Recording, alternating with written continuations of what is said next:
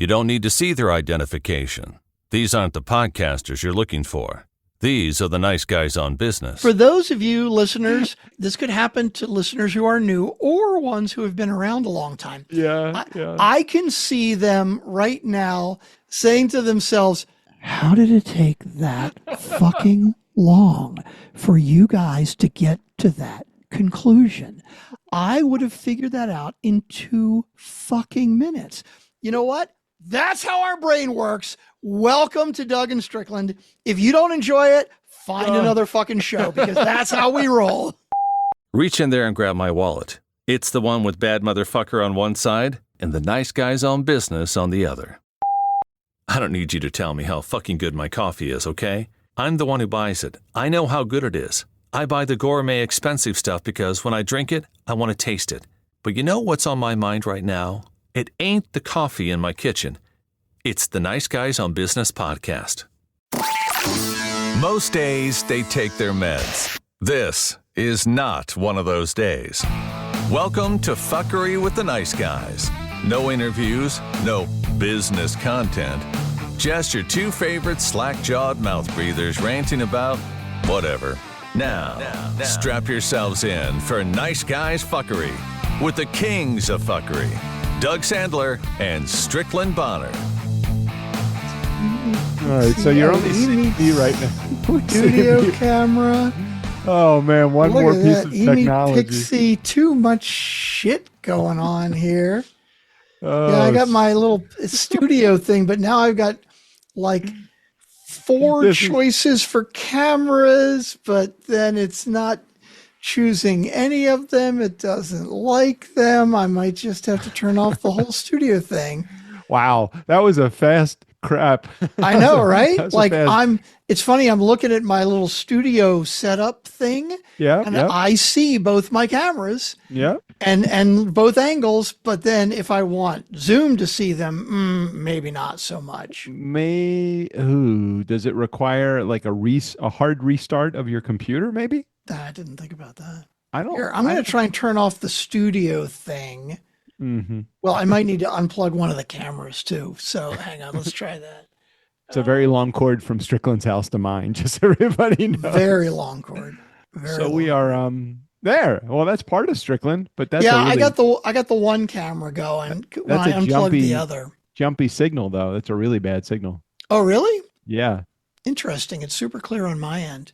Yeah, super not clear on this side. I don't know what the user experience is. I mean, the customer experience is on the other side, the audience experience. Interesting. Very interesting. So is it like jumpy and bad quality, or is it just jumpy? Bad quality video, but perfect audio. Interesting. So that means it's a video processing issue, not an internet issue, I would think. Yeah, I've got a very strong internet right now, so it's definitely not that. Are we actually recording? Yes, we are already on. I wanted to give everybody a live feel of the first experience. It's kind of like the first man to land on the sun. You remember the unknown comic doing an first impersonation? man to land on the sun. Yeah. He just jumps around. He's going, oh, ow, ow. Yeah. Yeah. Very nice. Very nice. Is my image quality still bad? Yeah, really bad. Really? Yeah. All right. I'm going to hop out and back in again then, because it looks perfect to me. And I got my little controller back up so I can move my camera around, but it looks great to me. I'll be right back. Yeah. Okay. While Strickland. Oh, sorry. hang on. Actually, I have one idea I can try first. Okay. Okay, so what if I do that? Nope, no good. Okay, I'll be right back. Hold on. Okay, Strickland is he's trying out this new camera that he got because we've engaged in a partnership. Believe it or not, we actually are. We're doing some business here. We were engaged. He wants to come back in. We're engaged in a partnership, and the partnership involves us going to a conference and video recording. From a few different angles, maybe some A-roll. There you go. It looks much better now. Good video quality. Yeah. Did you do anything different? Nope. Just restarted. That's nuts. Although I think it's the software, because like it had me install the software and then it said you need an update. And then I plugged the second camera in and it said, oh no, you need different software now. And all three of those are available in my Zoom. So I think they're fighting with each other. I'll just have to restart my computer a little bit later. But we won't worry about the whole dual camera thing. I mean, I could try plugging the camera back in and maybe get both, but well, we'll play around with it while we're going. I'll wait till you're rambling about something I don't care about, and then I'll plug in the other camera. Hold on. Wait a minute. Isn't that everything? Pretty much. All right. So, Strickland, you'll be very surprised. For those of you that are listening in and you're just tuning into the Friday episode, get set. This is going to be, I'm telling you right now, a long episode. Oh, are you streaming already? Are you live streaming? No, I don't know how to live stream, but I am recording. Oh, I thought you said you got it. You figured it out. I did figure it out. Now we could live stream to my channel, but that doesn't do us. You can't.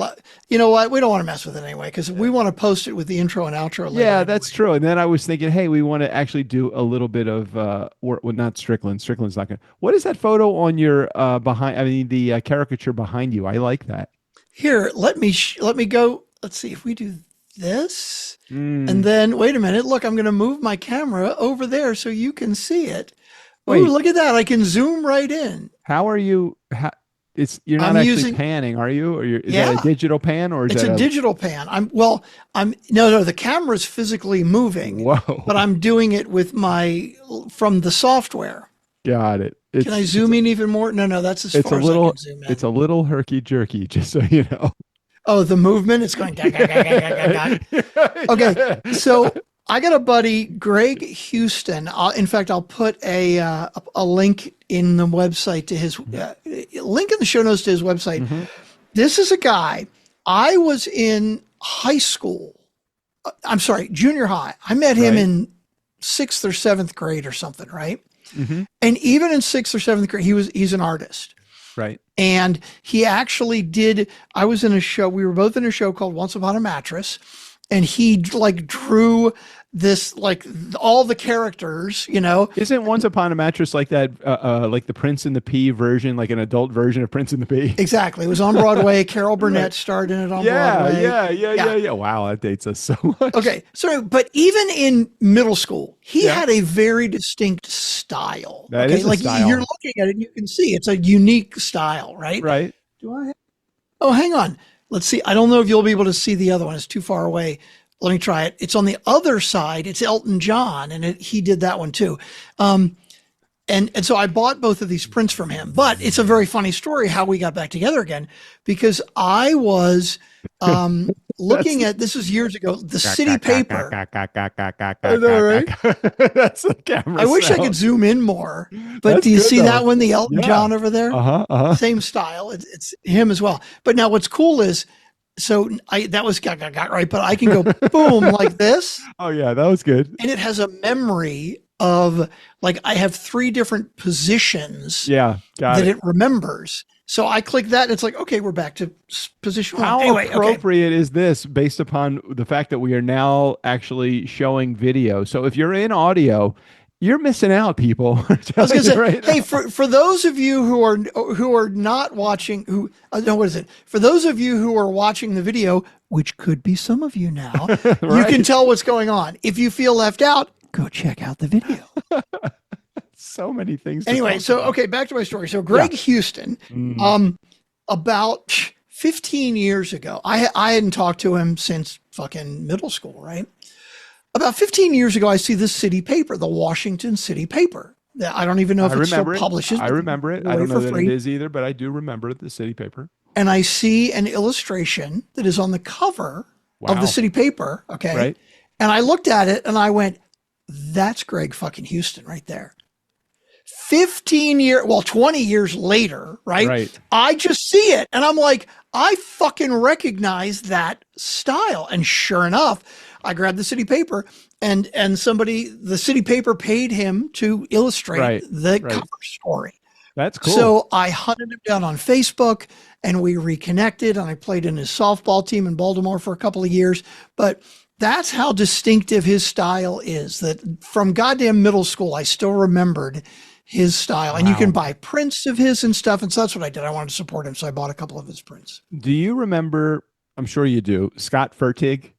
I have, yes, I'm going to say I have a Scott Fertig caricature, but it was actually a caricature of me and my ex-wife, so I don't know if I still have it. He also had a very distinctive style. You recognize his stuff immediately. Unfortunately, Scott passed away, as we both know, but very, very, very cool.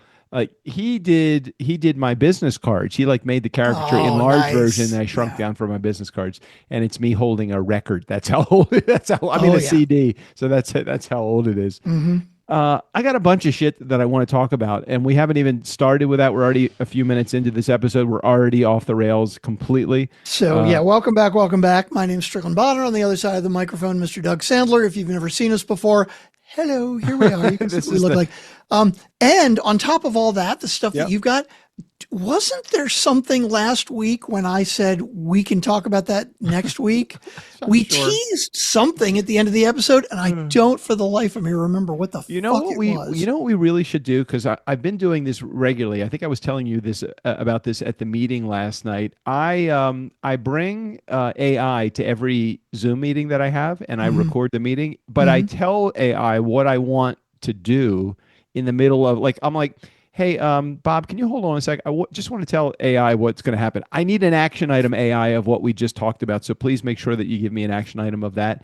That way, if it happens to miss any of the action items with its summary, which it rarely does, but if there's something I really need to make sure that I have as an action item at the end of the meeting, it will do it and do it well. And I'll be fuck. It was so good having these meetings with AI just sitting. I need a robot. I need like a real robot sitting next to me all day. Well, you know, they make these sometimes. Now I'm manually playing with my camera because like it looks crooked. It's weird, but it's just the angle. They make these things that are like, you know, you carry it around and it records everything you say, like everything you say, and will dump it into a file and give you action items and shit. So, you know, maybe that's what you need. You're saying you need a robot even outside of Zoom meetings, right? Yeah, I'm a pretty lonely guy. So, you know, I mean, don't tell JJ. I really don't. I mean, not lonely that way. I'm definitely not lonely there. But I am. Yeah, I don't have a lot of interaction with like live people during the day, mainly dead people, because that's who I like to talk to. Anyway, so I think it would be good just to have an AI robot just kind of hanging out with me through the course of the day, so I could turn to my right and, you know, I'm like, hey, I'm gonna go grab something to eat. Would you just take care of any emails that come in? I guess that could all happen. Well, there are a couple of different things. First of all, you can have a virtual companion, right? I don't even know exactly how it works, but like there's somebody like a virtual in your computer that you can talk to, that you can either text to, or you can use your microphone and speak to them and they'll speak back to you. And there's also a new style of assistant that does that exactly. Like it will proactively do things for you, but I can't remember how to find one of those. If the internet goes down, does your robot stop working? I mean, is that... Yeah. Oh my God, that's horrible.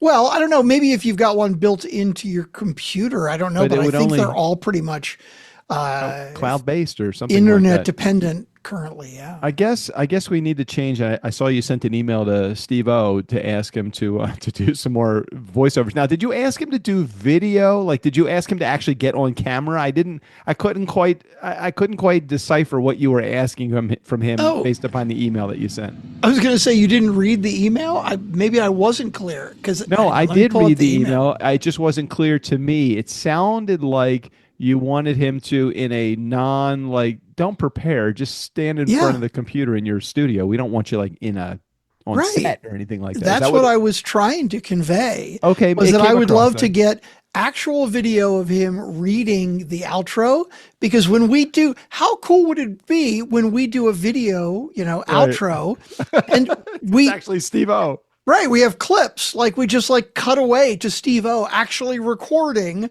what it is you hear him saying. I mean, he is the star of the show. So not to date myself, but it's kind of like when Johnny Carson is talking to Ed McMahon and they refer to either Tommy Newsom or Doc Severinsen, and they actually cut the camera over to them, right? Is that what you're talking about?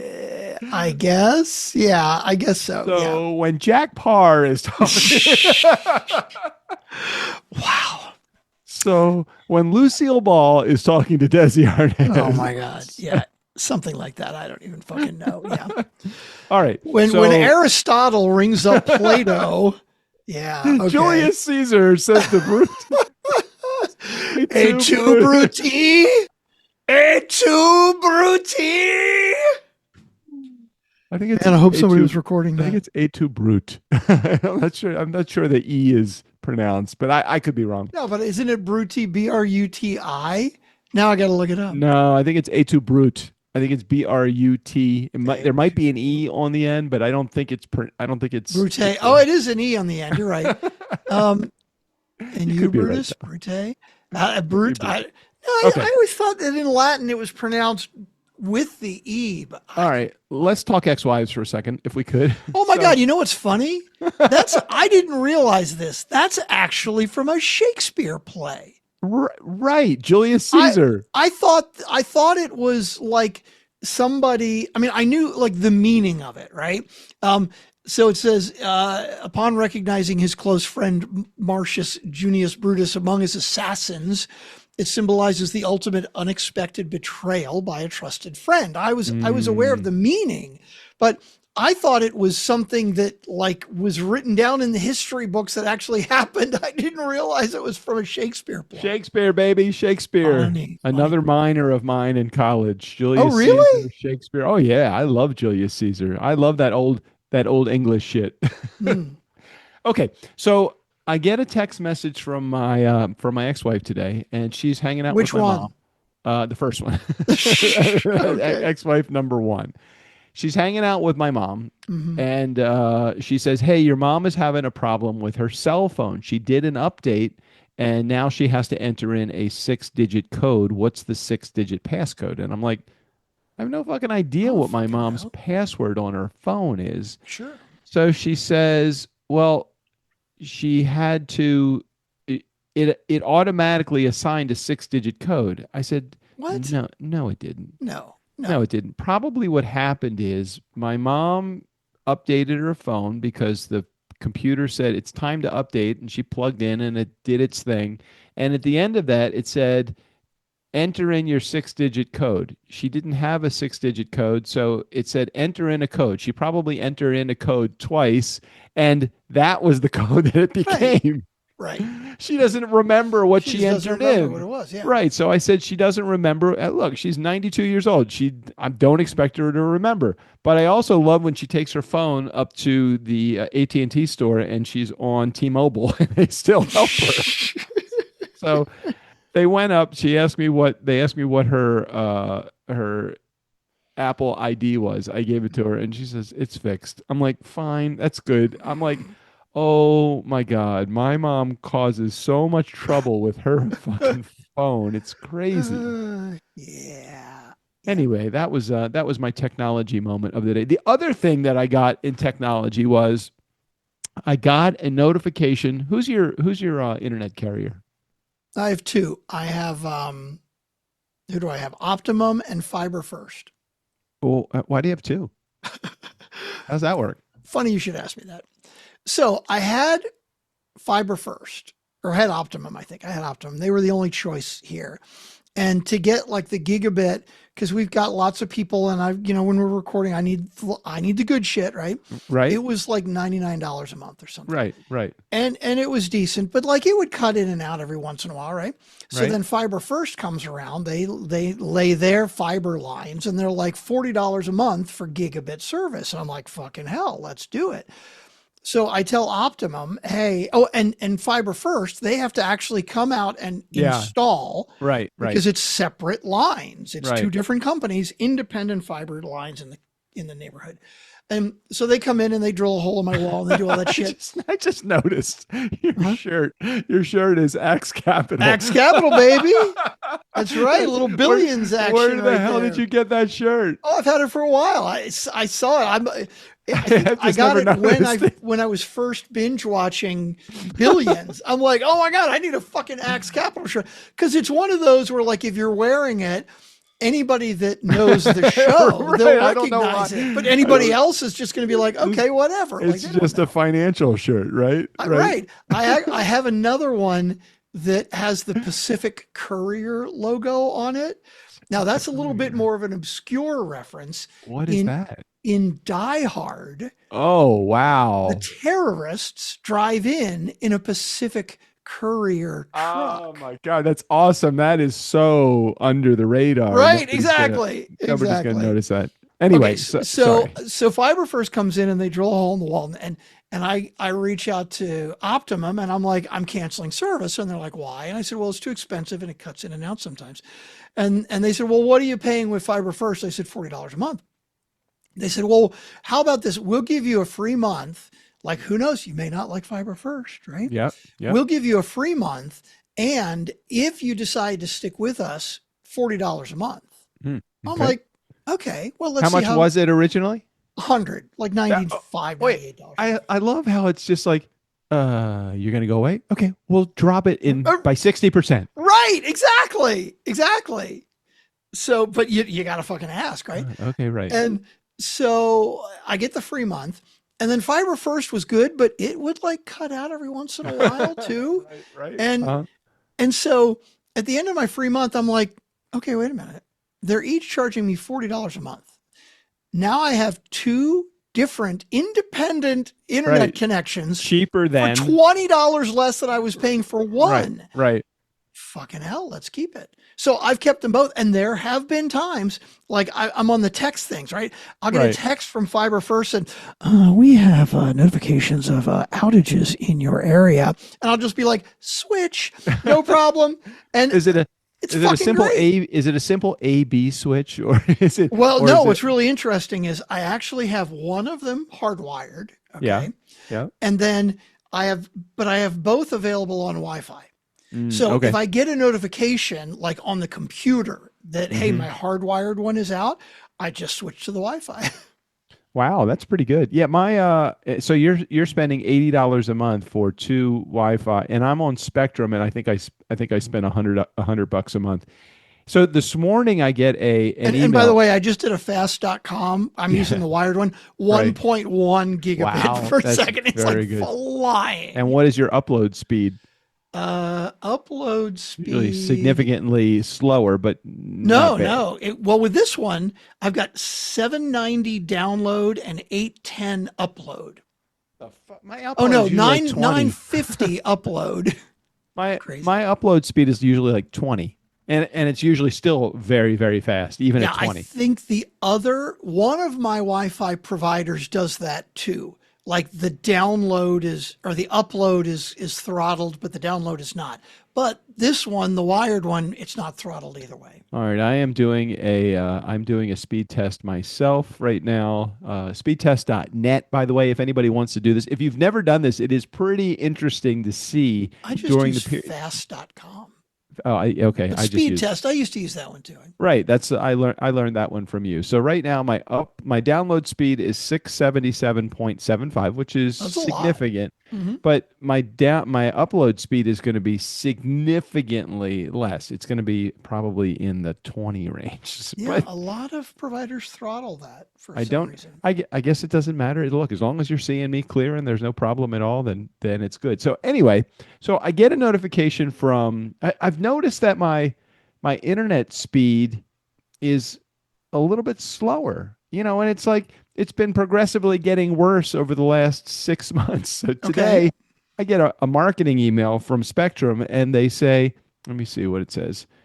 Here it is. From Spectrum, be invincible. Invincible Wi-Fi is now available. Stay connected through the unexpected. So I click on it and it takes me to the Spectrum site. And I'm like, okay, I'm reading about it, and it's like now available invincible Wi-Fi. Keep your home connected through the unexpected with Wi-Fi that keeps you at work and play when your power goes out. So it's a promotion not for speed necessarily, but it's a promotion for, hey, look, we know you have a lot of power outages. You fucking live in California, so Right. of course you do. But we'll keep you up for 8 hours if your power goes down. I'm like, oh, well, that sounds pretty cool. So I click the Be Invincible thing, and I check in, and it says, okay, what are you here? Let me find the pricing. Here, let's find it for a second. It gives me options. If I click the upgrade button, it says, see offer details. Wait a minute, where is my pricing? It was something like stay on your current plan and have fast speeds. No change in price. Like, okay, good. So that's Okay. good. It goes upgrade to this, and it was like another $60 a month or something stupid like that. I'm like, That's a just for lot. battery backup. I'm like, what the fuck is that all about? So I don't Battery, understand. and also battery backup just for your Wi-Fi, not for your whole house. Oh, I guess the other thing is like if I'm at my desktop computer and I have Wi-Fi, but I don't have any computer, it's not really helping me very Right. much. Well, I mean, if you got a laptop and it's charged, yeah, but you're right. You're 100% right. It And if I'm doesn't. on my phone, I'm just going to use my phone signal. So I Mhm. don't really know what the benefit of having this thing is. But I do think that they really I feel like they have slowed my service purposely over the last 6 months Mm. so they can offer me these services. And I'm not happy about that. I would totally fuck that service. You don't want to do that. But you should call them. You should reach out and say, hey, I'm switching to a different internet. And when they ask what company, just fucking make something up. It doesn't even matter if somebody Right. else doesn't offer it in your Well, neighborhood. T-Mobile does have a 100% wireless service for $50 a month, and I'm paying twice that right now. So I probably could tell them that. You totally should. And then they'll be like, no, we'll give you a discount. I'd I'm even telling you, they commit. will. I'd commit to a longer period of time. I mean, I think for the most part, my Spectrum service is really good. It only goes out if the power goes out, which of Yeah, course it's going to it's go going to out. But happen. Yeah. other than that, it's been pretty good. With the exception of it has been a little bit slower over the last 6 months. I also noticed that like my Wi-Fi is not quite as strong as it used to be. Mm. I don't know. Hmm. Is everybody going over to 5G now? Is that what's happening? 27G, I think. No, I have no fucking idea. Although it is interesting you say that because um, I was checking my computer the other day and did like a fast.com for the wired, and my wired connection was not great. And I was like, what the fuck? And then I checked my work computer and the wired connection was really good. And I'm like, they're on the same like network hub, right? So I had going into my turnkey computer Right. a Cat 5 cable, right? But it was a little cheapy one that I got free with something, a little Right. 3 foot. Right. Right. And so I'm like, well, I don't know, maybe it's the cable, right? So I've got a bunch of Cat 6 and Cat 7 cables that I've gotten just because they're all the same price now, Right. right? I plug a Cat 7 cable in and it jumps up to 1.1 gig. Wow. So my Cat 5 cable was actually throttling my Wi-Fi connection, which I didn't. It's so interesting. I never thought about that I before. have this wireless. I have this mesh network in my house now Hmm. because I bought that when we moved in here because I'm like I want to get something that I don't have to worry about like hopping from network to network in my Hmm. house if I'm going out to the Airstream in the backyard or if I'm going a Mm. little further. So this mesh network actually you just plug it in and it works. I forget the name of the Gojo or GoGo or something. I don't Hmm. know. Anyway, it's a pretty coul way to connect to your internet. But I have not tried. I have a Cat 6 cable attached to my computer. Maybe I should try is there a Cat 7 now, did you say? Yeah, but I'm pretty sure that the difference between Cat 5 and Cat 6, I think was a big jump. I don't know if it's a big jump from Cat 6 to 7. So I Hmm. don't know about that. So your web thing, you can get all the way out to the Airstream, no problems at all. Yeah, no problem at Oh, all. that's pretty good because the Airstream's a good ways away. You got a good sized backyard. Okay, I want to move on to my next experience. I had a customer support experience today with QuickBooks. You know, I dehired. I did not Mhm. fire. I dehired our accountant because Mhm. the accounting services for my S corp were significant compared to the revenue that the S corp brings in. So I moved over to QuickBooks, which they were using anyway to track Yeah. everything. Right. So I just wanted to check in with QuickBooks. You know, hey, I'm taking over the account. I don't really know how this works. Can somebody explain this to me? And they're like, I did all of this online through their chat bot, and I Mhm. set up an appointment. I'm like, okay, I get the schedule the appointment for today at 12:30, and today around 12:20, I get a reminder. Hey, just here's the link that you're going to click to Mhm. connect with your tax support specialist. I'm like, Mhm. okay, great. They're doing a good job of following up. So far, my experience has been 100% automated, but it's been solid. I felt Mhm. confident. I click on the link and it's like, log into your account. I'm like, okay. I log into my account. I get into the QuickBooks account and I'm like, okay, well, now what? I mean, it just, Yeah. it's like, just go ahead and log into, I don't know, log into your Gmail. Okay. I log into Gmail. Not that they said this, but like, now what do I do? I mean, is there like a little spot? Is the screen going to be taken over? Is somebody just going to appear magically on the screen? Is Yeah. there a spot that you want me to go with it? So I get on the live chat and they say, "Oh, well, you're in your QuickBooks account. You're going to need to go over to TurboTax if you have a tax question." I'm like, "Well, my appointment wasn't with TurboTax. My appointment was with QuickBooks." I Mhm. said, "I look, I'm raising my hand here. I am the customer. I don't know where to go, and it's not because of anything that I've done other than click the link where you told me to go." Mhm. So they said, "Well, we can just get somebody else on the phone for you." I'm like, "Okay, that's cool." So they just say, "Just give us 3 minutes." Well, 20 minutes later, Whoa. 20 minutes later, somebody calls me back and says, "Hey, this is such and such from QuickBooks. How can I help you?" And I said, "Well, I have a question about QuickBooks, but don't you guys, doesn't Intuit, who owns QuickBooks, don't you guys also own TurboTax?" He goes, "Yeah." I said, "Well, I have a question about QuickBooks bookkeeping, but I also have a question about TurboTax." "Well, you're going to need to bring up your TurboTax question to the TurboTax people and your QuickBooks." I'm like, hold on a second. I made the appointment in TurboTax, but they told me to log into my QuickBooks account. I'm here. And so I'm like, I don't understand. What am I supposed to do? Mhm. So he said, "Well, what do you need?" And I said, "I'm trying to figure out what I'm supposed to do through the course of the year. We're in February right now. I don't want to get to December and discover I've done 18 things wrong because now it's time to file my taxes." He Mhm. goes, "Okay, well, it's good that you've taken some precautionary moves to get set up." He explained to me what I needed to do. I said, "But I still have some tax questions." "Well, you're going to need to set up an appointment with TurboTax. Just log into your account." I'm like, I don't have a TurboTax account. Mhm. Anyway, we went round and round for a little while. He did a very good job of helping me with the questions I had about QuickBooks. But have you ever used QuickBooks before? Oh, sure. Yeah.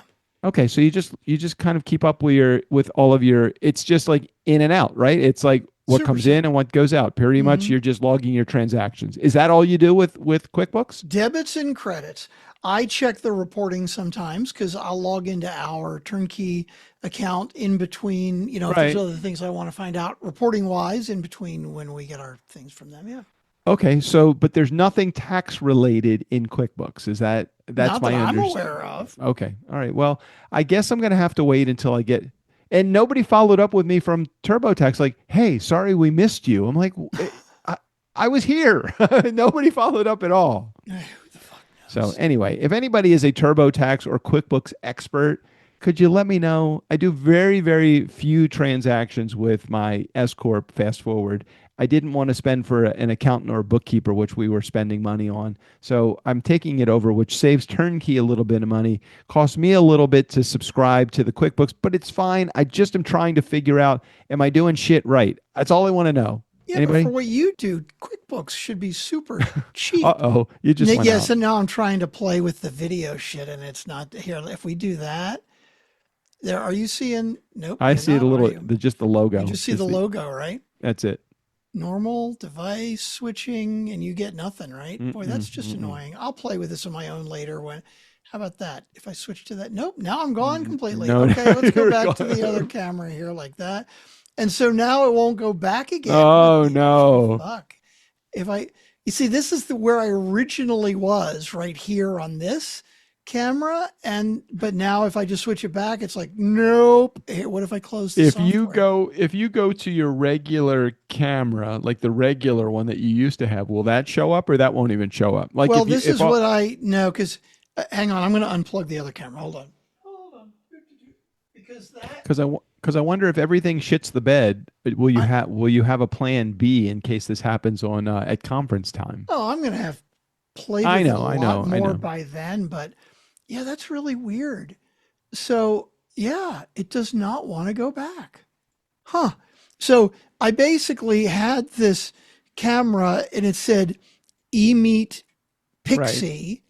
Okay, so now I see the eMeet Pixie in there. So, oh, there we go. Now I can turn it back on again. I had to go into the Zoom like sub menu shit to reselect or whatever.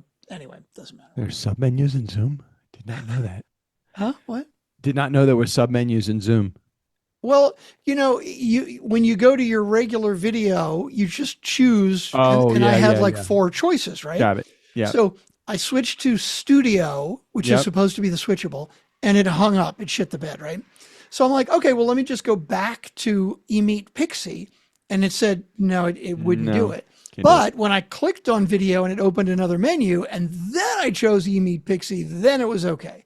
Fuck that. I think you'll be happy with this next topic that I want to talk about. It's the first one on the list. Can I you see and anybody who's watching can see that now too. The Diplomat. We have talked, and for those of you who don't remember or weren't Yep. listening, Yep. a couple of weeks ago we started talking about The Diplomat. I have binge watched it. I really enjoyed it. I thought, man, I don't know if that's something Doug would enjoy. So, did you try it out? Yeah. We actually are well into the second season since 2 weeks ago. We started watching it. I think let's see. Today, as of the recording of this, it's Thursday. What's today? Thursday. Wednesday or Thursday. Thursday. We started watching it on Monday, Mm-hmm. and I'm already And you're already halfway into the second. already halfway through There's the only like second 8 or season. 9 episodes. Excuse me, 8 or 9 episodes per season, right? Yeah, great show. And Right? I like the brain games that it plays with you too, because there are a lot of there it's a whole bunch of stuff that relates to the CIA, and I you wonder how much of this is true to life, like who actually bombed, I don't know, without doing any kind of spoiler alert here, who actually bombed this ship. And it's really interesting how they try to figure it out, and the politics and the back channeling and all of the other shit. It's really good. And on top of that, Carrie Russell is just fucking brilliant. She's so good. And the thing that I really like too is, I mean, the writing is really good, the production is really good, but the actor who plays her husband, Yeah. like, I love the writing of it, right? Like the interaction between the two of them, but the actor, the way he plays the part, it's so fucking good, because he is just like this total, like, I don't know, like action adrenaline junkie kind of guy. Right. And he tries to step away from it, and he does. tries to be good, and he just fucking can't help himself. But you'll see him like in the backyard on the burner phone. Right. Shouldn't be calling him. It's like, just stay out of it. But if he stays out of it, I think the whole situation falls apart. You know? but you've we've all met guys like this, right? Yep. Like he's just so, if you know him well enough and you know what he does, he's so annoyingly frustrating. Like, just don't fucking do that. But Right. he's still He can't just help so himself. charismatic and so nice that you just like the guy, even though he can't help himself. So who do you think is actually who I know who in name is the ambassador, but who is really running the position?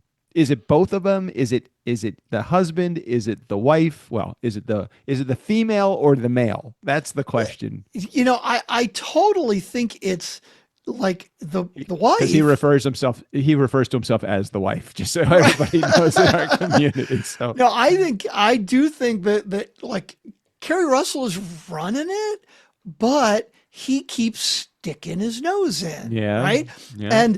And because he used to do it, and because he knows these people, they actually listen to him, and because he's good at the job, they listen to him. And Kerry Russell doesn't want to take his advice because she wants to be her own person and she wants to run it, but she also knows that sometimes he has really good ideas because he's been there and done that. He's got great ideas. I love his. I just need 5 minutes with him, and then it's like he's getting like with the assistant that's taking him to the meeting. I'm like, okay, I'm gonna need 30 minutes. Like you can't have 30 minutes, dude. Wait till you. I'm telling you, when you get minutes. when you get to the end of the episode, you're gonna be like, what the fuck? But it's so, sometimes you get shows and you'll get to the end of a season and they'll have a cliffhanger last episode. And sometimes you're like, oh my God, that's crazy. Right. I didn't see that coming, but it works. Other times it's like, okay, that's just fucking stupid. Where you pulled that out of your ass, right? Yeah. And other times it's like, oh, I kind of saw that coming.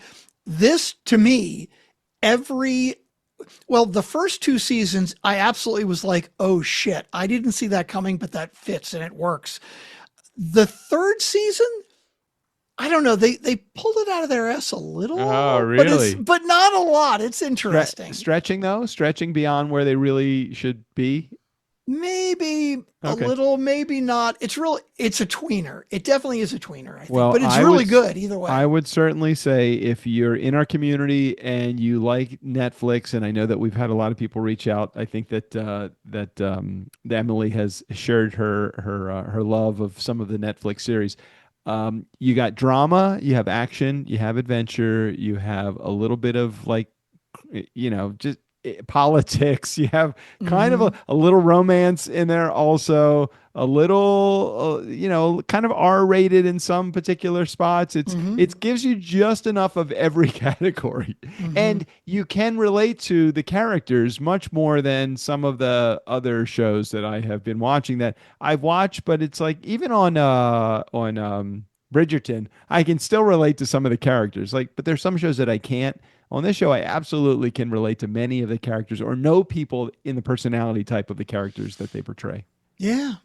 It's a great show. It's a great show. I'm glad you're enjoying it. I thought it might be a little too political for you, but you're enjoying the back and forth between them and the witty banter and the interesting things that are happening. So good. I'm glad.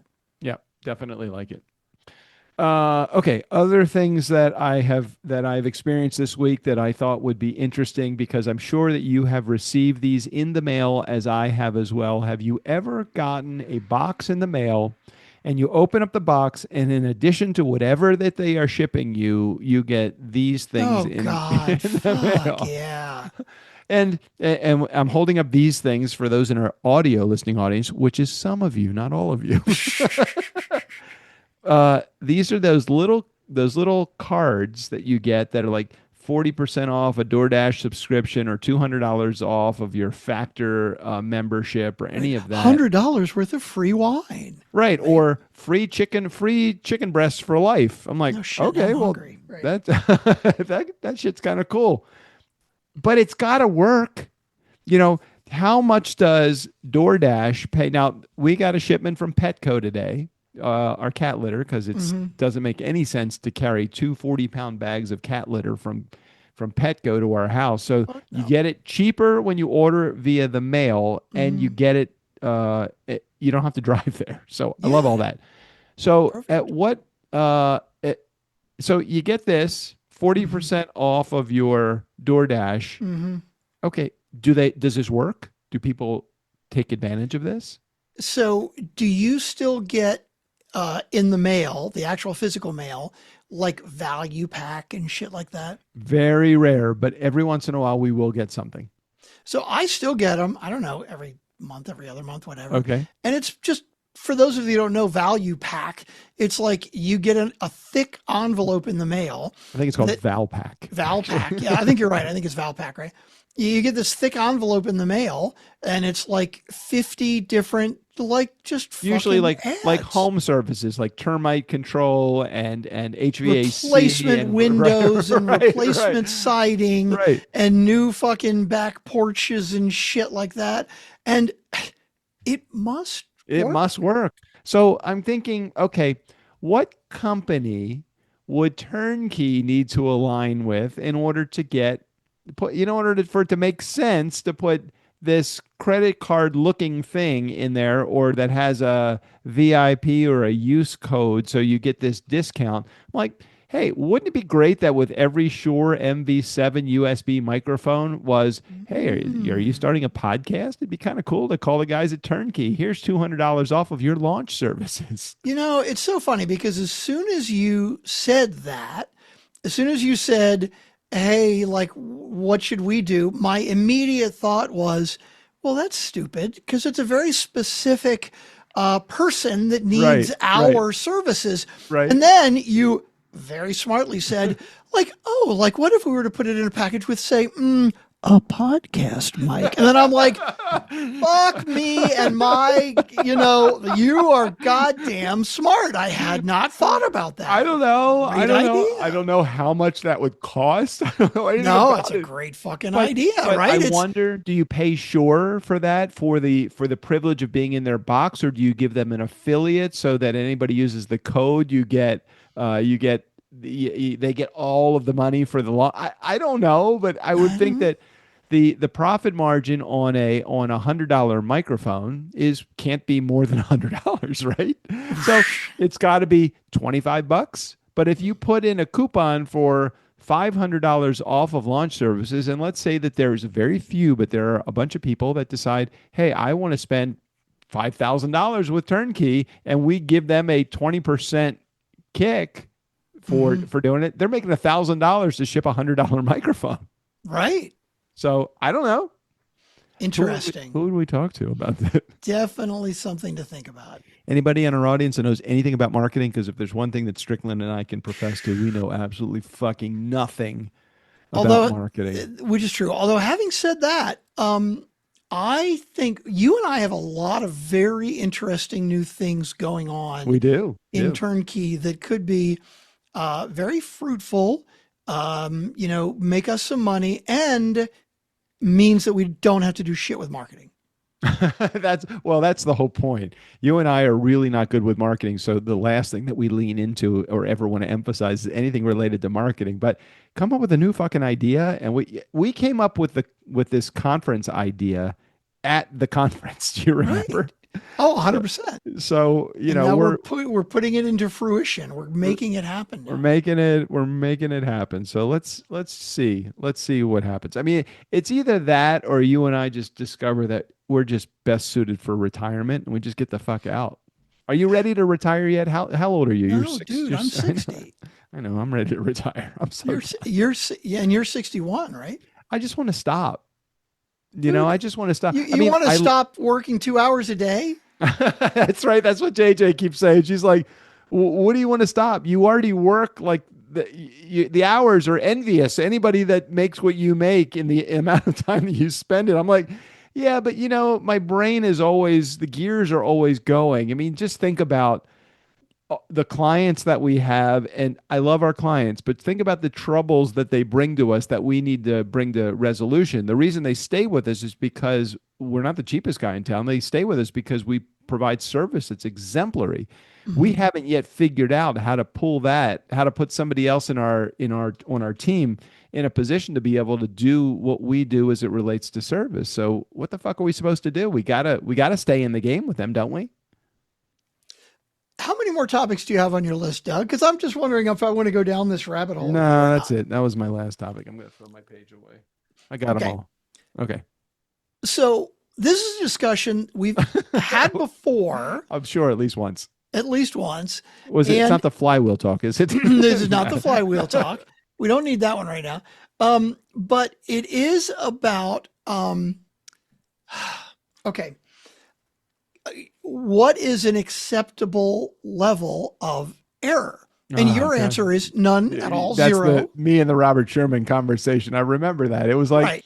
he's like, that's not fucking realistic. It's not going to happen. I'm like, Mm-hmm. yeah, but that's what my expectation is that there's Mm-hmm. going to be. Now I've changed that. I know there's going to be issues.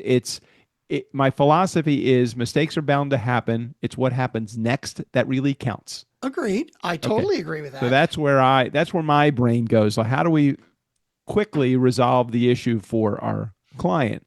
And how do I do that without me getting so involved in the process that I like drive myself fucking nuts? That's what we need to talk about. Okay. Because that's exactly what happens. I will see something, let's say in Monday.com, where a client will say, hey, this needs to be fixed. This is something you missed. And by the way, I think that the instances where our team has made a mistake are few and far between. Fewer and far between than when we first started, but still they happen. So let's take our hypothetical situation where that does happen. Okay. And often what I will see is maybe, let's say a minute later, I will get a text from you saying, oh my God, look at this. We have to get it fixed. We've got to do something about it. And I'll be like, yes, we do, Doug. I'll get on that right away.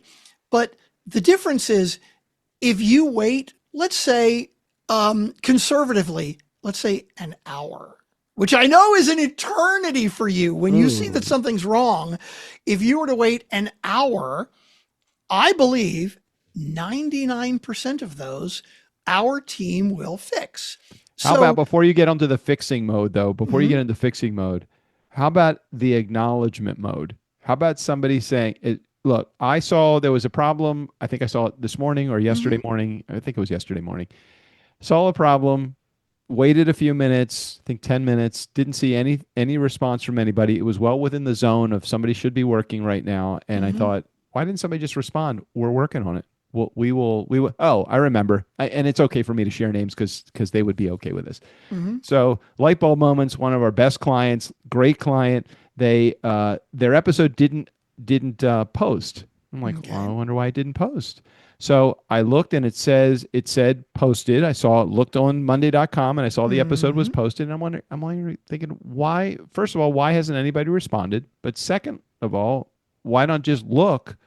Third, why didn't somebody just say, working on it, let me check it out for you, I will get right back to you? So none of those things happened. So I go into the host and I'm looking at host Podetize and I look and I'm like, it just says reviewing or recurring or something like that, or it hadn't published, but it was supposed to publish. So then I'm thinking, maybe I'll just re-upload. Maybe it just didn't upload properly. Re-upload the artwork and re-upload the audio, and is exactly what I did. And 10 minutes later, it posted. But in the process, I sent to Valerie a message that said, I'm working on it. Let me check it out for you. I will get right back to you. What I have heard from feedback from our clients is that it's not the resolution of the problem that's important. It's knowing that somebody has got their hands on it that's more important. I don't know how to emphasize that enough to our team so that, yes, 10, 15 minutes after something happens, somebody should be looking, trying to fix the problem. Why am I the only one in here? So that was the overall scenario. It wasn't that it needed resolution fast. It needed acknowledgement of the error quickly. Sorry, and that's where I am. That was my piece. You say okay. What? Now I'm actually looking at the note now. So this is one where an ad was not put in, or that the episode didn't publish. No, this is the episode didn't publish. It was the episode that was supposed to publish, I think, yesterday. So look at yesterday's episode. I think it was an 11th. LBM flash moment. LBM flash moment. Oh, it's not a flash moment one, because I see Mohan Shawnee. Oh, February 10th. So 2 days ago. Okay, it's 2 days ago. So check that one out. Episode didn't publish. It was all within the system, meaning everything was done right, with the exception of response time to the client to resolve the issue. Not the resolution, but response time to the client to resolve the issue. Okay, so now when you looked at it in Monday, and I know you look at these details, did you see that someone on the team had read the message or that no one had read the message? I don't even know that anyone had read the message yet. Okay.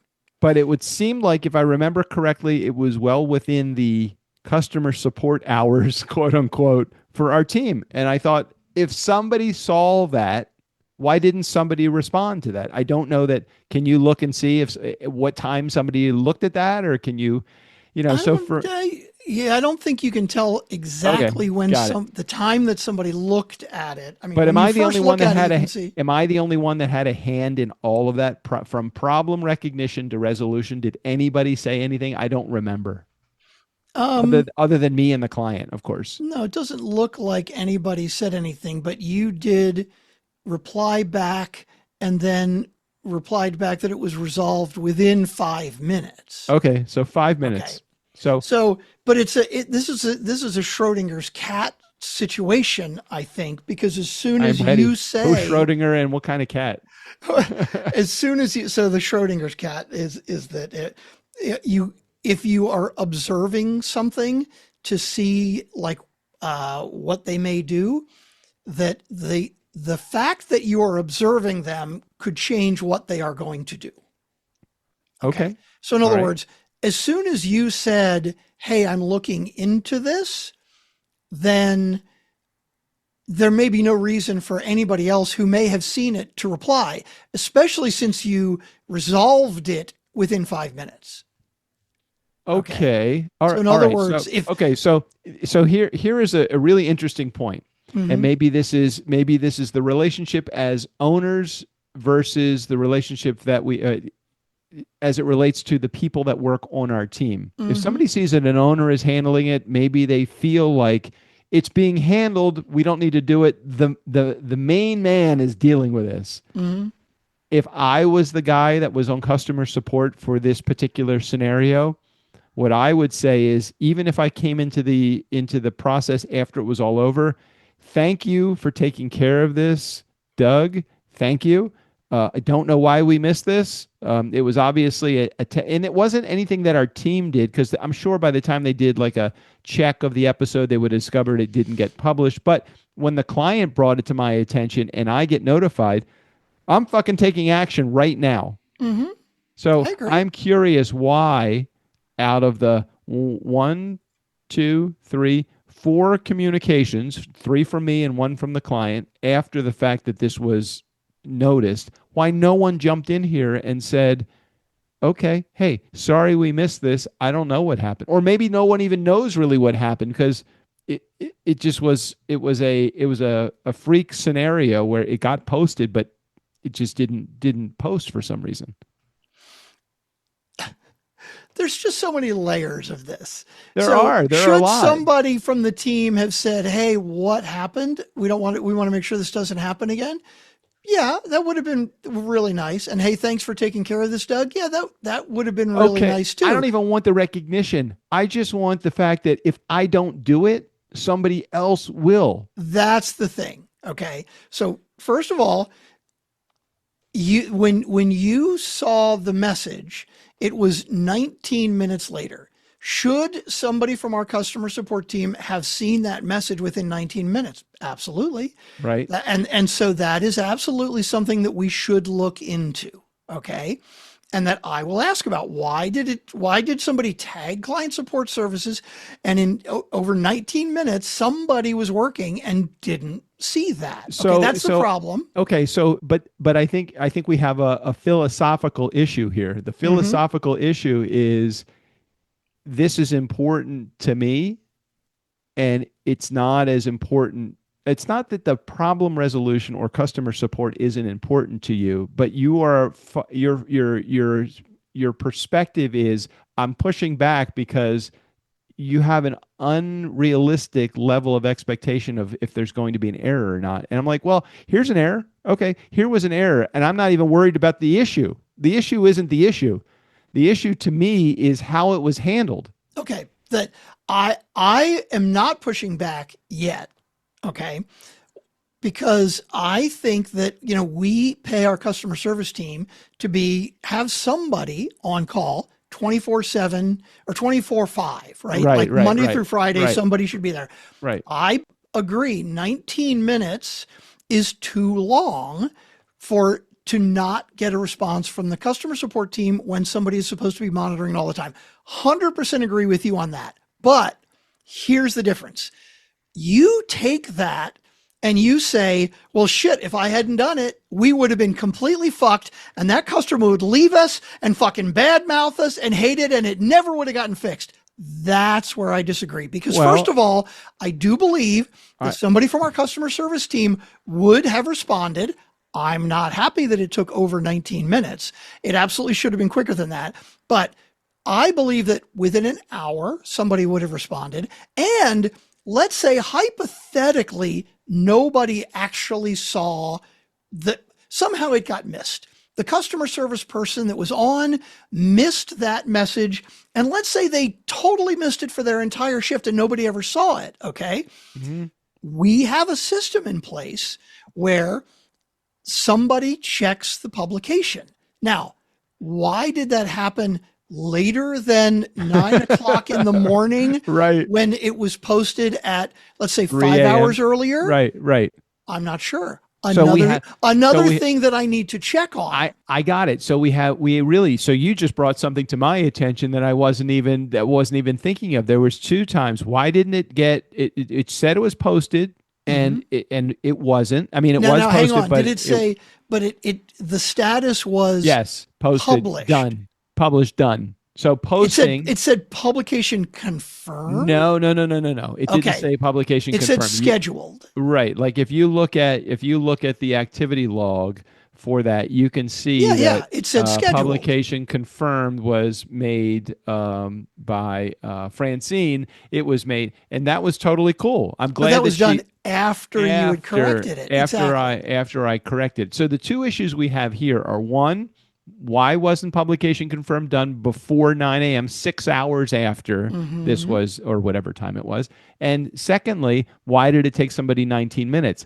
I think that we don't emphasize, and as much as we emphasize exemplary customer service, how is it that our team missed it? And that's where I get the... missed it? Hold on. Timing. Okay, this is where I'm going to take. Of course. Well, look. Because why did our team take longer than they should?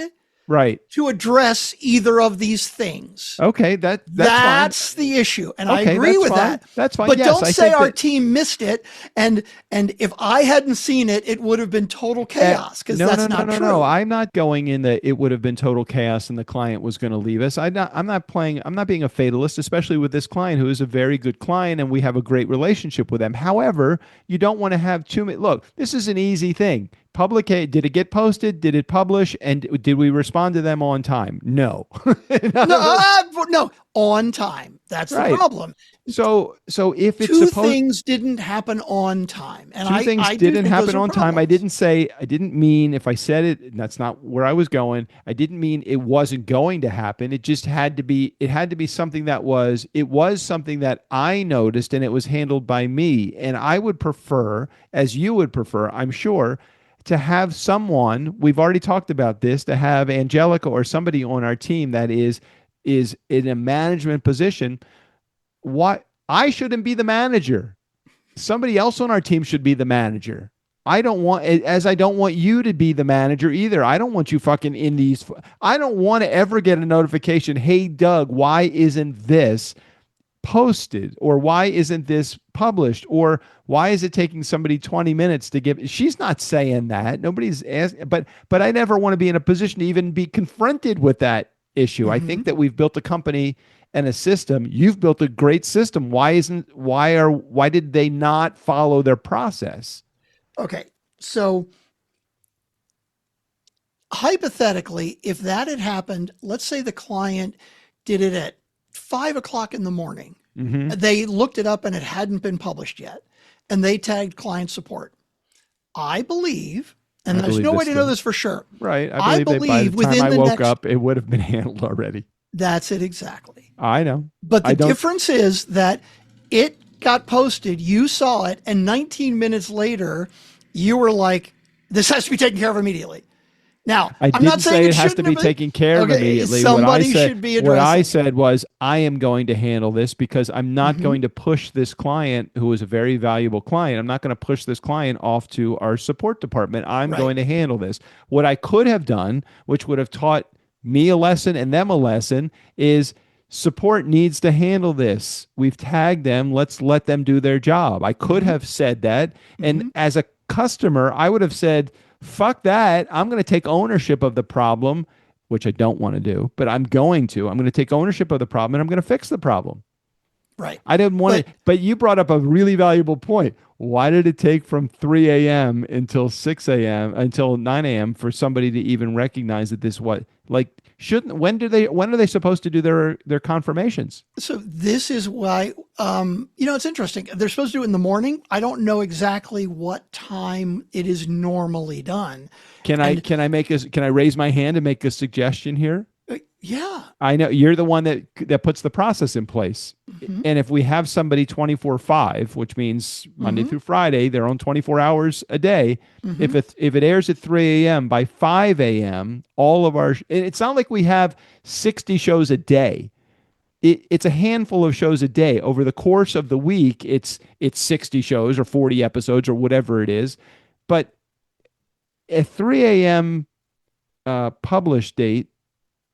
Published time should be confirmed 2 hours later, no later. Or why are we doing it at 3 a.m.? Why not do it at 5 a.m. or 7 a.m.? Why would that be the case? We do it at 3 a.m. for a reason. And let's follow through with the reason, and let's make sure that they're doing it within 60 or 90 minutes. We know it's going to be populated through the major channels by then, so why aren't we checking it? So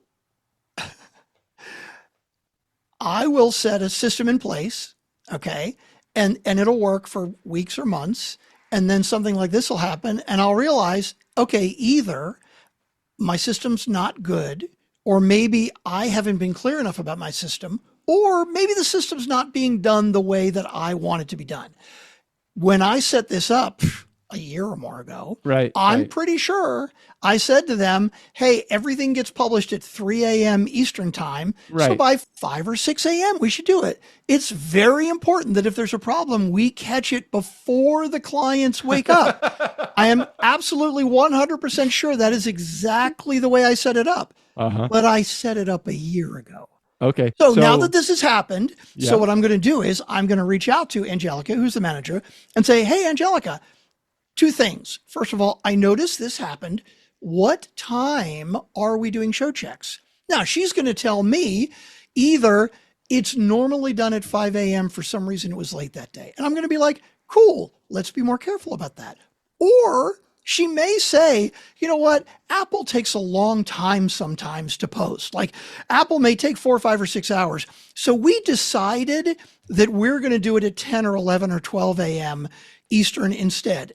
Now, if I get that answer, my answer is going to be, thank you for letting me know. We need to change that back. That is not acceptable. And we should check Spotify or check one of the other channels instead of waiting on Apple.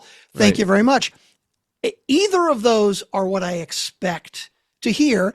Both of those are easily fixable, but these are the things that every week, I'm not going to reach out to Angelica and go, hey, I just want to make sure 5 a.m., right? Hey, I just want to make sure we're doing the 32-point check, right? I'm with you. Look, what I'm saying is these things happen. If we're not doing it ourselves, which I don't want to do ourselves, these things every once in a while, they're going to slip. And it's not going to be perfect because we're not doing it ourselves. And we have to be okay with that. But we also have to recognize when the system is slipping because somebody that we've put in charge, let's hypothetically say Angelica did decide it's okay to do them at noon. Maybe she didn't realize that noon is not okay. And so now that it has happened and we've realized it, we're going to clarify noon is not okay.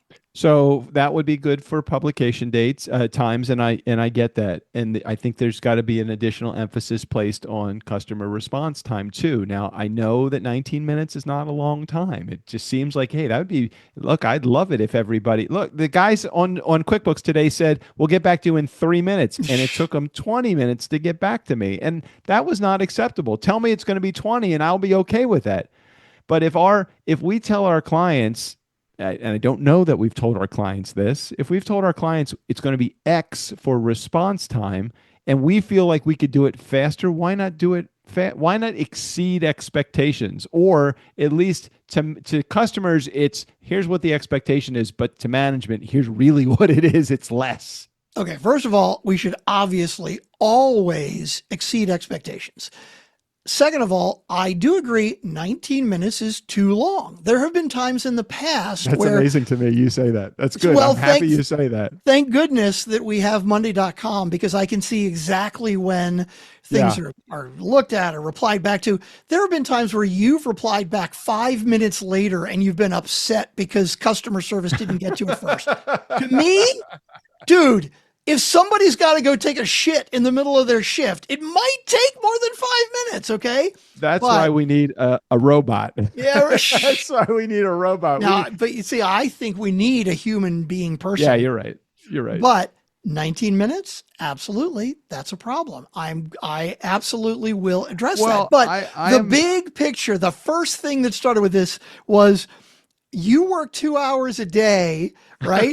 What is there to retire from? Well, I have to keep an eye on the customer service team because anything could go wrong at any time. All right. Well, you know what, Doug, you're right. If you're staying up 24/7 to fucking police the customer service team, I agree. You're working too fucking hard. But at some point, we've got to give them a little leeway. Great thing that you have me as a partner, because to have a worrier as a partner is actually a really good position. To have a partner that's not worried necessarily just about the bank account, but worried about what's our customer response time. That's important to me. Yeah, but what I would prefer, because what's interesting is I was not aware of this issue at all. Yeah. And this is obviously something that is an issue for you, and why you are worried that you can't retire because these kind of things can happen. What I would appreciate from my worrier partner is when this comes up, if you would tag me and go, hey, dude, if you don't want it in Monday because you don't want to let the customer service team know, I totally understand that. Drop me an email. Hey, here's a link to this item. Why did I reply back 19 minutes later? And I'm going to look at the system and I'm going to go, thank you, Doug, for pointing this out to me. When you email me and say, nobody replied in 5 minutes, you're right. I'm going to push back and go, Doug, 5 fucking minutes? But when you hit me up with nobody replied 19 minutes later, what happened? I'm going to be like, thank you for pointing it out, Doug. Okay, now I know. Sometimes I think, man, I'm just being a little snot-nosed little bitch. And I'm like, no, I don't want to. I just resolved the problem. It's fine. But nobody learned a lesson in this. Well, no, but that's the thing. You resolved the situation. Right. Looking at the details of this, I agree with you. I see 2 potential issues with our systems, and I want to find out what happened with both of them. So I appreciate you bringing that up. There are definitely times where I will get an email from you or a text from you, and I'll be like, Doug, fucking back off, let it go. But this is not one of those times. I think we have 2 issues here, and they both should be addressed. The bigger issue is really, why did it take from 3 a.m. until even 7 a.m. or 8 a.m. for somebody to look at this? That's the part but I didn't even think of that. You see, that's why you bring these things to me, because I'm the systems guy and I want to make sure we do not have a systems broken. Now, I am quite confident that if you had been on vacation and had not seen it, that somebody from customer service would have gotten to it relatively quickly. And even if it had gotten missed, our system would have shown that it was not confirmed. Somebody would have confirmed it. But why did it take so long? I agree with that, and we need to fix that. Didn't happen in this particular case, but in one other case where something didn't post, Phil, our client in this particular case, he actually texted me and he's like, hey, I'm not seeing the episode. I also don't see it on Poditize. I'm like, what the fuck? So he actually logged into Poditize. and Yeah, didn't that see was it. bad. That's even worse. Yeah. That was bad. I don't know I can't recall what happened. It was well over a month ago, I think. In this case, it's like, oh fuck, I didn't like that. Oh shit, we have voicemails. Oh, Yeah. man. So for those of you listeners who Still, are maybe, well, this could happen to listeners who are new or ones who have been around a long time. yeah, I, yeah. I can see them right now saying to themselves, hang on, I'm getting all my settings right, saying to themselves, how did it take that fucking long for you guys to get to that conclusion? I would have figured that out in 2 fucking minutes. You know what? That's how our brain works. Welcome to Doug and Strickland. If you don't enjoy it, find another fucking show, because that's how we roll. It's totally, that's totally, this is how we've worked through every problem that we've ever had with the company. Every new idea has just been every new idea is hatched in either my brain or Strickland's brain, and we just kind of work it all fucking out. This is how a business runs. And can I tell you one other thing? Huh. So, Doug, I don't know if you've done this consciously or unconsciously, but either way, I want to tell you something I really, really appreciate about the way our interactions have been, let's say the last year or two or more. Okay. Mm-hmm. Sometimes something comes up and it maybe feels like a really big fucking deal to you, like a really big problem. Now, Right. I may agree that it's a big problem. I may disagree. But either way, when you, let's say, text me, or maybe you say, hey, can you talk? We've got a call, right? Right. When we get on the phone together and the first thing that I hear from you is, Strick, what the fuck? I get defensive. Now, I usually immediately, I'll either be on the one end of the spectrum where it's like, Doug, you are blowing this shit way out of proportion. Or the opposite end could be, Doug, I fucked up, okay? Right, and then right, I feel fucking guilty and I still get defensive either way. But even when there is something that I agree is wrong, when we get on the phone now, you answer the phone with like, hey man, what's going on? Like, if I hear that lightness in your voice, I know that we can talk this out and we're going to figure it out. Dude, and so in 30 years, in 25 years of being friends, and in 10 years of being 11 years of being partners, haven't we worked out everything? I mean, we're still here. We still love each other. It's like, okay, I will work this out. I know but it. dude, it's so much easier for me to work it out when because the reason for this is on me 100%. This is not on you, right? I want to fucking make you happy. And I hate it when you're not happy, whether it's my fault or not, right? I hate it when you're unhappy, and it makes me nervous.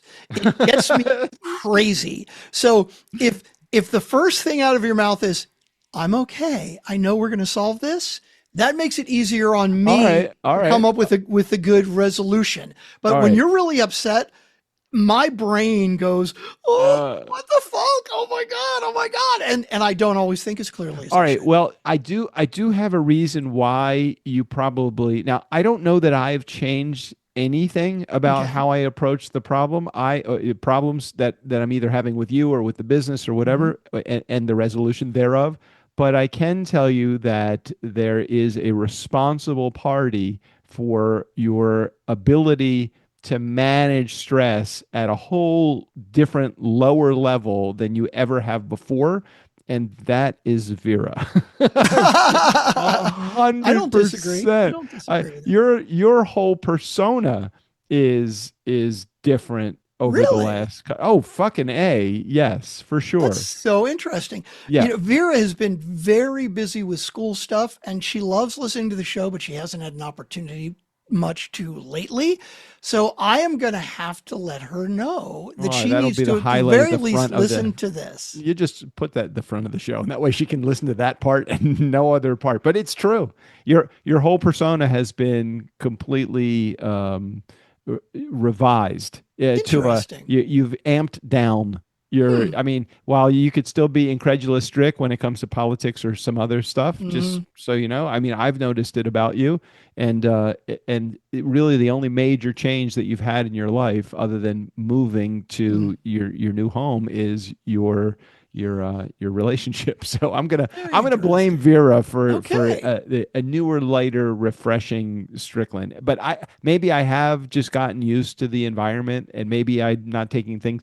You know, JJ has mentioned to me, you know, you really don't work anywhere near as intensely as you used to. Oh, I love that. So for me, that's also you know where it's going. But I do think I'm going to blame Vera. All right, are we ready for the voicemails? Yes, Because a we couple of are voicemails. an hour and 15 minutes in now. Okay, let's do it. Here we go. Oh my God. I don't hear it even. What Oh the wow, fuck? I it's the thought I had all camera. my It's the settings right. fucking camera. Wait a minute. Oh, motif mix. It's that stupid shit. I gotta disable that. Headphones. That's what I want. Sorry. Let's try again. Here we go. Okay. Okay. We got a voicemail from Jared. I said a voicemail from Jared. You know a voicemail from Jared. Nobody else will call. We got a voicemail from Jared. Screw the rest of y'all.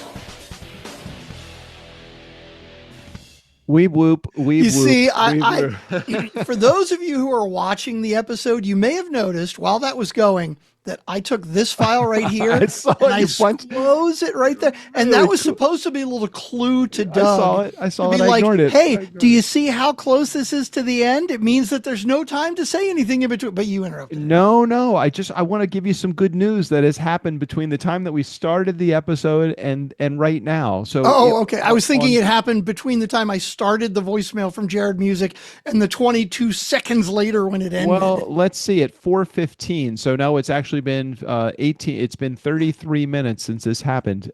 We actually made $1,000 sale on online. It's nothing that we need to do nothing we need to do anything about. But somebody in our community jumped into our ultimate podcast launch formula. I don't even know that there is anything anymore called that. So I'm going to get in touch with this person and say, the fuck let's out. just do some individual coaching here, because we don't really. I mean, we have the online program, but we don't have the group or the cohort or any They of paid that. $1,000 for our online program. Yeah, we haven't yeah. done anything with it. We have I didn't even know that the program actually was still sitting out. I know it's there, and I know it's still a great program, but I'll get in touch with them. And I see a great opportunity here. I It's like, do as hey, well. Thank you so much for spending $1,000 on this.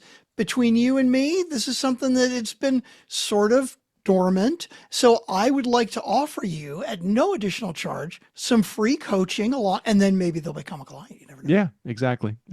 I love Okay. this. Anyhow, I thought that was worth the Well, my yeah. my ignoring your handling the $1,000 for doing nothing. I love right. that. Exactly. Okay, here we go. Okay. Hey, Doug, Jay Strick, Jared here. So you guys are talking about Airbnb and how Ojai doesn't allow them. You're like, I don't know why they would do that. We need the rent space for people to come in because everything's full. I mean, I can't speak for Ojai, but I can tell you what's come up around me, and the reasoning behind it, and I understand it. So with Airbnb having gotten so big, they're buying up a lot of residences. People will buy them, fix them up, and then start renting them out. And then you end up with houses being rented to all kinds of people coming into neighborhoods that are wealthy. And you don't really get the best of people coming in. So, give you an example, there's one house down, I guess even from me, it's probably another hour away, but in 1.5 years, I think it is, twice, so 2 different times, they've had massive parties that ended in shootings. Oh my gosh. So when you start mixing these type of houses with people that want to rent a house to have parties and do a bunch of shit they don't want to do in their own house, that's when problems occur. And I think that's what they're trying to control. They're trying to keep that type of a thing from happening, where you got all kinds of people that you have no idea who they are coming in and out of your neighborhood at all hours of the night, because that's exactly what's going to happen, especially if they're throwing parties and leaving and coming back and grabbing booze and coming back. And anyways, I imagine it's something along that lines is why Ojai's doing that. Can't speak for certain, but I just know those specific arguments have come up, and not far from here, there's been evidence to support that theory. All right, fellas, appreciate you guys. Love the show, and you're about to start voicemails, so can't wait to hear the voicemails and jam out a voicemail from Jared. See you, fellas. Sorry you had to wait an hour and 15 minutes for that today. But Just a little while when to get I've done an Airbnb before, there, the rules are always like no parties, Right, no large parties. groups. I'm Right. sure there are people that go against that and don't fucking care and get fined. But that is a good point, because it's like I know that I'm not.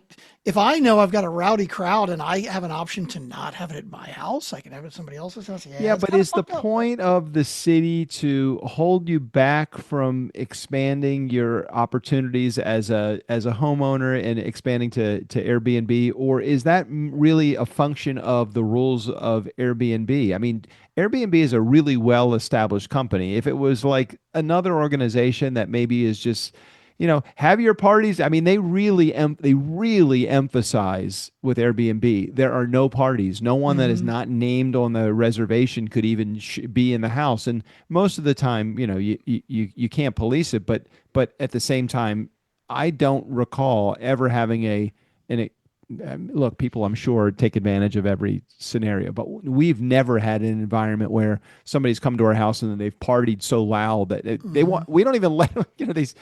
They're usually in the back in the Airstream by 10 p.m. and asleep. Yeah. All right, we're ready for the last voicemail. It's getting late. I'm Yep, getting do it. hungry. Getting hungry here. Hey, now, guys, Jared here. Voicemail number 2, I think. I think I left you one earlier. If I didn't, I was going to, and then I forgot, so I don't even fucking know what it was. Wow. Anyways, so maybe 2, maybe 1. I don't really have a clue. You guys are doing the voicemails, and I started off my voicemail referencing the Easter egg. And if you play back the voicemail, which I know you won't, which is okay because we're going to cover it now. I said I was going to get out of my car, shut off my car, and before I could open the door, my radio kick off. I heard a little bit of music, but I stopped my door before it kind of stopped there. So what happened was I opened my door and started playing music. So it killed the music. So I had to listen later to the after show Easter egg on that episode. So I couldn't leave you a review on my voicemail that week because I hadn't listened at that point. And I did know that I got cut off of my voicemail at the end, and I was just too fucking lazy to call because I was wrapping it up, and it just I do remember that. goodbye or whatever, just a couple of seconds. So as far as my thoughts on the thing, your show after your Easter egg, enjoyed it, man. Enjoyed listening to you, and yeah, you said something about it not being polished, and I wouldn't expect it to be. Listening to what you did to it, like you explaining it, that was a hell of a lot more than I would have expected you to do before you posted it. I thought you were just, recording a rehearsal and a normal thing and just uploaded it. So the fact that you even took the time to do what you could with it is cool. But yeah, I enjoyed listening to you singing and the band playing, so it was cool. All right. Appreciate you guys. Love the show and thankful for you. I hope you all have a fantastic day. And always, I'll bother you some other time. No more voicemails. I don't think. Got 8 minutes left. Fuck, I don't know. Maybe you'll get something in 8 minutes that gets me to call. But I don't think so. It's the end of the show. I shouldn't call back, right? See you, fellas. Well, and if anybody remembers, there was some topic that I teased last week at the end of the last week's show, and I don't fucking remember what it was. I do recall that you said you were going to put in an Easter egg of your rehearsal, but I did not.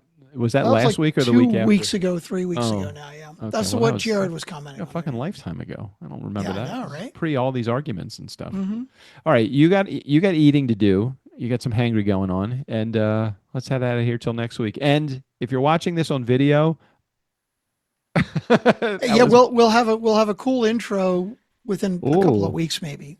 We're gonna have a video intro and an outro, and Steve O'Brien may be on the outro. I mean, we But know it'll his be- voice will be, but his It'll be the face- same unedited episode, though, just so everybody knows. Right. There'll be no editing within the Nope. episode. Okay. Steve O'Brien, we want to see you now. Take us out of here. For the Nice Guys on Business, I'm Steve O'Brien. Do you think they could have rambled on any longer today? Blah, bitty, blah, bitty, blah, bitty, blah.